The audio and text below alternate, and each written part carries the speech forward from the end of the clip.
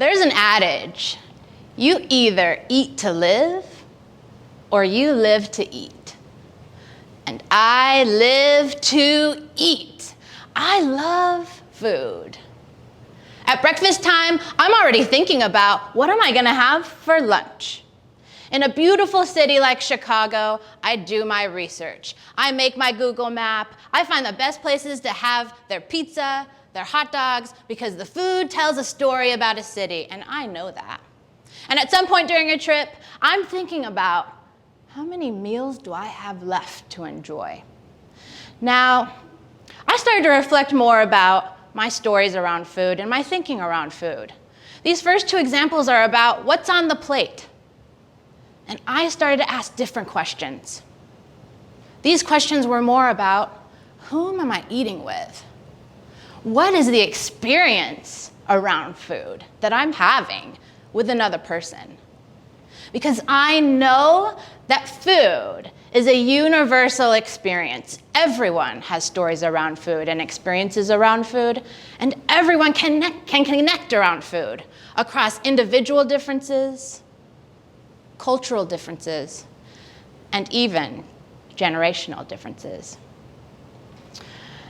So I invite you today to learn a little bit about me, connect with me, understand me through my stories around food, through these 3 meals. Now, I have a favorite meal, and it is lunch. And I have a very specific memory around lunch. Now, this past March, my father passed away. And as anyone who has experienced that, you come to know that you start to think about that person in different ways and way more often. And so I was reflecting around my interactions with my father. And my father, he would, at least one time a week, call me, my brother, or my sister. And here's what it would sound like. Hi, Abby. What did you have for lunch? Now, I didn't understand. Why would he ask us this random question? And it became this running joke between me and my siblings. Anytime it would happen, we would call each other and say, "This is what Dad did," and get a chuckle. And my answer to his question would be something like this. I had a sandwich? Why?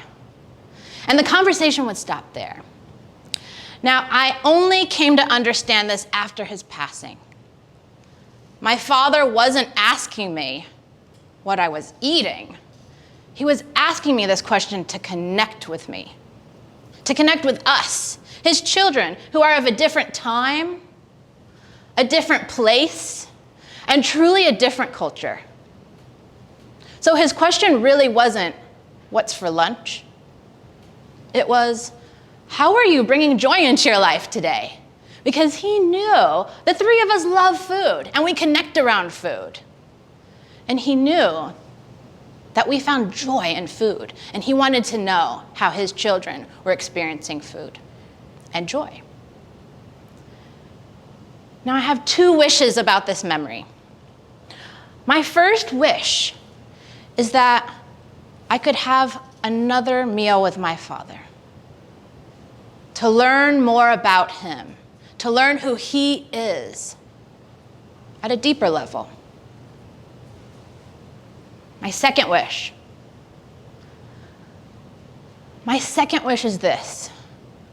I wish I had asked him, "Dad, what did you have for lunch too?" So that I could complete that circle, complete that connection with him. Because now, as I was counting down meals in a city, I had no more meals to count down with him. So I invite you today, as you sit down to lunch or to dinner, whose story is missing from your life?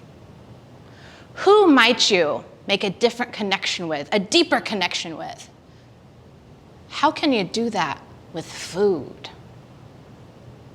because we can understand each other more if we take those opportunities. You only have so many meals left and so many opportunities. Make each one count.